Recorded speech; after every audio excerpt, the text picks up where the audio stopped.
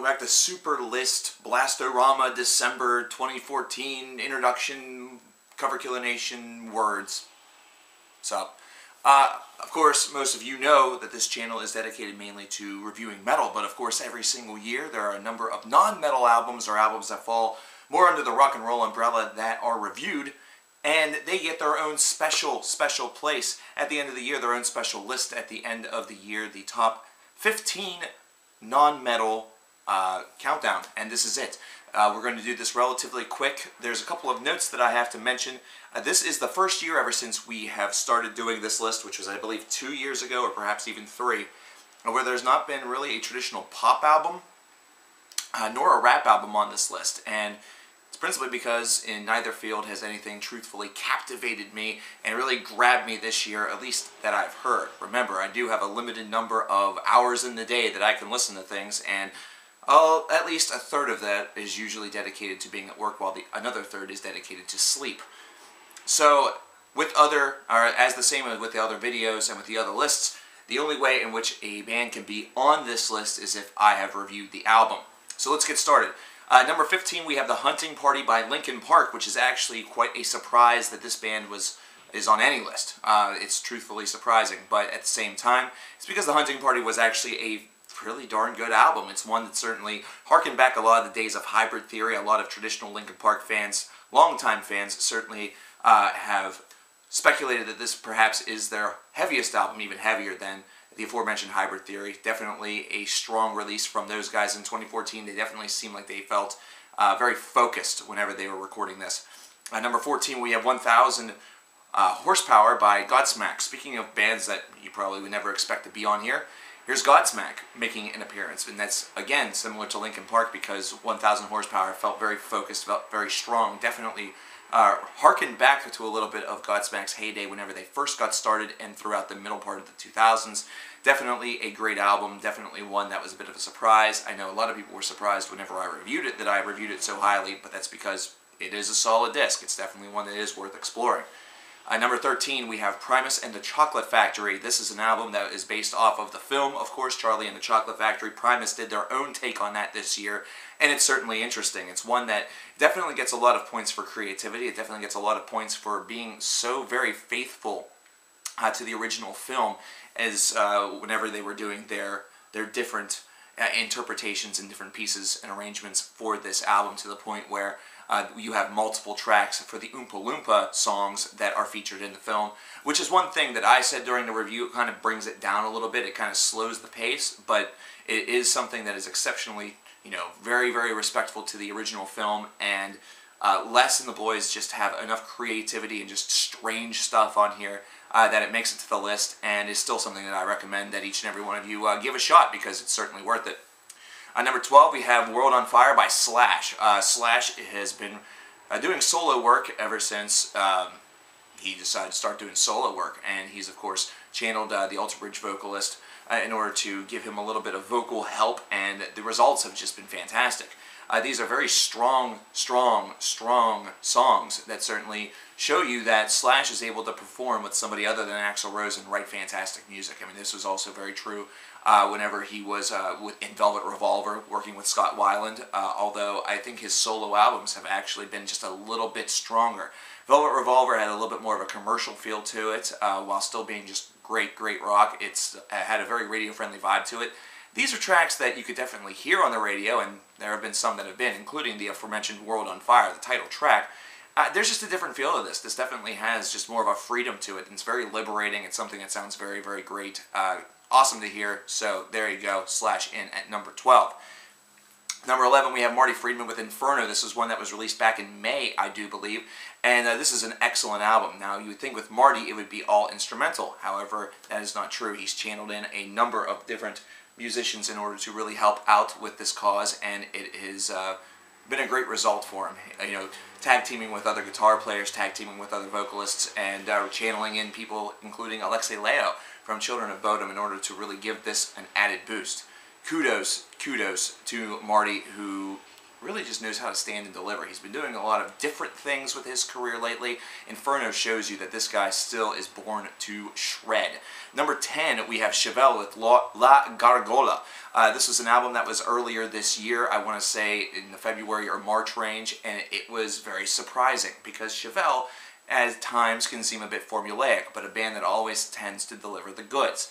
This is an album where it seems like they explored a little bit more. They actually kind of made their sound a little bit more dense, gave it a little bit more color, and even at times decided to take it just a little bit to the sinister side, the side that maybe a lot of people have wished for them to go, that they've never really tread. This is a great album simply because it feels a little bit more expansive. It feels like more of what Chevelle is capable of doing on a constant if they decide to write this way, and I hope that they continue to, because this was a great, great surprise. Considering whenever I went to review this album, I expected to say it's a Chevelle album. You know what that means, and that was going to be about it. Number 9, we have Beck with Morning Phase. I almost couldn't read my own notes. Beck came back here in 2014, the early part of this year, and gave us an album that really showcased his slower side. It really showcased his real ability to just sit down and write really meaningful music. This is stuff that's definitely not for everybody. The traditional Beck fan that perhaps was only on board with him whenever he peaked with Odelay in 1995 will perhaps stray away from this, as they have everything else that he's probably done ever since then. But true Beck fans will certainly look at this album as a real positive experience. It's one that's seen as kind of a sequel, either that or a continuation of a previous album of his, Sea Change, I believe. And it's just really, really great music that has a great sense of harmony and a great sense of scope. Very, very good album, one that I recommend. Number 8 is AC/DC's Rock or Bust. This was just released a couple of weeks ago, and it's already made a lot of waves because it's a great album. And what's better off about it is that it's a great AC/DC album. AC/DC is a band that's been seen as formulaic ever since Back in Black came out, the first part of the 1980s. And even if it is a little bit true even on Rock or Bust, this is one that just feels like they tried to recapture the feeling and the overall scope of what they were doing whenever they recorded an album such as Back in Black. And it works very well with Rock or Bust, as opposed to with some previous albums such as Black Ice or even Ballbreaker. This is definitely an album that feels like it has a little bit more of a complete feeling to it, and just overall better writing. So that's the reason why this album has scaled the list, and that's the reason why this album is performing very well, because word is spreading that this album is not just your traditional cookie-cutter album. Perhaps it has the same men and some of the same elements, but it definitely has a little bit more to offer than just that. Number 7, we have Hypnotic Eye from Tom Petty and the Heartbreakers. Now, a couple of years ago, whenever Mojo came out, there were a lot of disappointed fans. There were only kind of a couple of choice cuts off of Mojo that were really strong, and then we have Hypnotic Eye come out this year and really rekindle a lot of, I guess, nostalgia for the 1970s era of Tom Petty and the Heartbreakers, which was the writing style that he was kind of going for. And it works very well for him. This is definitely Tom sounding younger, even though he's advancing in age every year, just like the fucking rest of us. But this album definitely channels a lot of different emotion. It definitely has a great feel toward his classic work, and it's one that I feel could really start to stand right beside it. You know, not everybody's going to agree with that, but I feel like this is an album that has some of his strongest material within the past 5 to 10 years, and that's definitely not that easy to do, considering the couple cuts I liked on Mojo were excellent. Number 6, we have Jack White with Lazaretto. Now, coming off of an album such as Blunderbuss, it's really difficult to top it, because Blunderbuss is arguably just the complete Jack White experience. So Jack White goes into, you know, the archives and finds a bunch of old songs and old things that he wrote whenever he was younger, transforms them into songs, completes them if they were started, and we have Lazaretto. And Lazaretto also gets a bonus award for being one of the coolest vinyl experiences of the year, considering he has added all sorts of fun little, you know, pranks and fun little different things that you can do whenever you adjust the speed setting on your record player in order to really just make the experience different. Very, very cool little endeavor.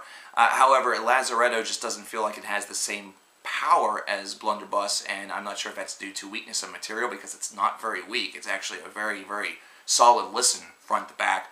I think it's just because Blunderbuss set that bar, that expectation so unbelievably high that you just can't see it top it. And really all the reason why this album is where it is on the list is because there were 5 albums that were better than it. That's all the more it is. It's still a Jack White album that's very, very good. One that I highly recommend, and one that I'm sure many of you already have, whether it be on wax or CD.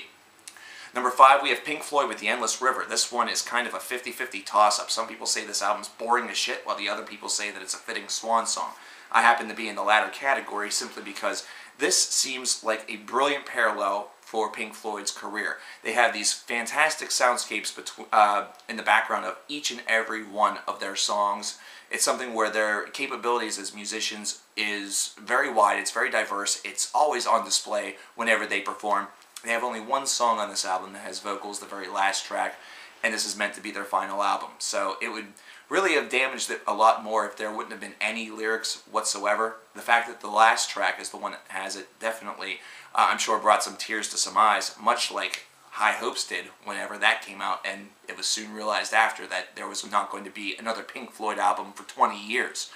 Very, very good album, and it's one where the instrumentals really shine forth as a very nice, kind of just chill out in your room and stare at the ceiling and just kind of escape into another world. That's the kind of experience this is, and you need some of those in your life. And considering this is the last Pink Floyd album that we will no doubt see, well, there you go. Number 4, we have Crobot with Something Supernatural. This is a debut, and this is a high rank for a debut, but this is an excellent album. We just talked about this during the first part of November, and quite frankly, this is an album that took me by surprise. It took a lot of different people by surprise, and this is still a band that is... There's a lot of people that are not taking the leap yet, and they really need to, and that's the reason why I'm trying to really give people that reason to. These guys have a great sound that reminds me of bands such as Monster Magnet, either that or maybe a little bit of The Sword, or a little bit even of, I don't know, there's a couple other bands that come to mind, but they're just escaping me as of right now. I'm sure that it'll pop into my head the minute after I stop talking about Something Supernatural. But yeah, it's kind of a dirty rock, kind of a stoner rock that has just a great voice behind it. A great voice mixed with great musicians is always going to be a winner, and it's one that certainly illuminated itself with Something Supernatural by these boys. Definitely check them out. Crobot, C-R-O-B-O-T. It's real easy to remember. Fucking do it. If you remembered Probot, then you should remember Crobot. If you didn't remember Probot, then look it up. Number 3, we have Weird Al Yankovic with Mandatory Fun. This is supposedly going to be the last full-length album that Weird Al does, as he's now going to really aim more towards singles and things like that, where he can release them instantaneously as they come out. However, if this is truly the swan song for Weird Al on the CD format, man, oh man, this one pulled no punches and had just a lot of fun. This is his first album ever to hit #1 on the Billboard Top 200. And gosh darn it, it's a lot of fun to listen to this thing. Whether it be, songs that are parodying songs such as Fancy by Iggy Azalea, which I fucking loathe, but Handy's really awesome. Either that or his originals, there's just a lot of great sensibility to it, not to mention just some fantastic ideas that have been tossed around on this one. It really feels like Weird Al, as he's aged, has just opted to throw everything out there and just... really worked to perfect it, and it certainly was something that was illuminated by Mandatory Fun, and it really delivered its title. It was fun. It wasn't necessarily mandatory, but at the end of it, you realize that it pretty was mandatory to have fun with this album, because there was no escaping having fun with this album. It was one where the fun came to you, and you enjoyed it as you went. Number 2, we have the Black Keys with Turn Blue. This was an album that whenever it came out, really delivered a little sense of division between the hardcore fans and the fans that just have recently come on board. In the case that it's one where the hardcore fans and the new fans kind of didn't get what they wanted collectively. The hardcore fans wanted a little bit more blues bass, and the newer fans wanted singles. Instead, this is an album that did deliver one single, however, at the same time also delivered great tracks such as Turn Blue and the opening cut that just kind of space out a little bit and almost feel like, the Black Keys are trying to make their version of Dark Side of the Moon, only it didn't have quite the same sales results. The overall scope of the album is very, very well done. It's a framed album that just continuously really serves to surprise you along the way. And that's one of the principal reasons why many people, I think, distance themselves from this record, because some of the surprises were not to their liking or not to what they wanted. But for me, it was a surprise around every corner, and each one seemed to deliver a little bit more than the last. This was an album that, for me, was inescapable for the first half of summer of this year. One that certainly illuminates that time very, very nicely, and would have been #1 had it not been for an album that was released about 2 months prior to it. So let's get to it. #1, Supermodel by Foster the People. I've listened to Torches and I love Torches, but Supermodel is the album where Foster the People now has showcased to the world what they are truly capable of. Torches really showcased their ability to write singles, to write hits, but at the same time also just make great music that's easy to jam along to, whether it be in a car or at home. Supermodel was the growing up album. It was the sophomore album.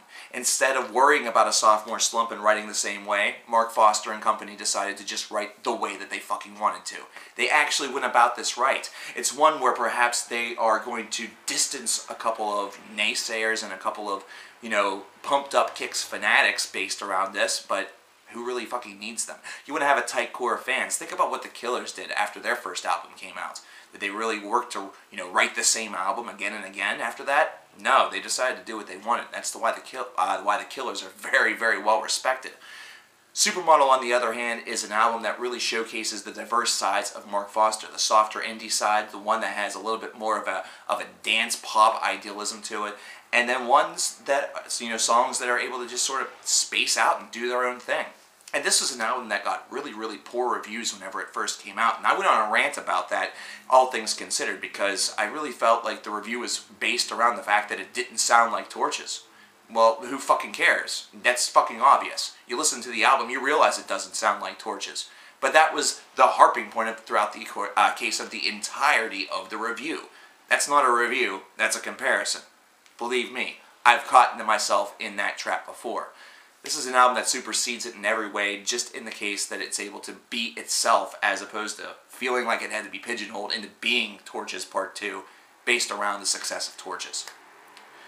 Like I said, if there's something that you didn't see on this list, it's because I didn't review it on this channel this year. I'm sure there's plenty that I missed. I know that some people were talking about the new J. Cole album that just came out. I've heard a couple of cuts, and damn, it does sound really, really good.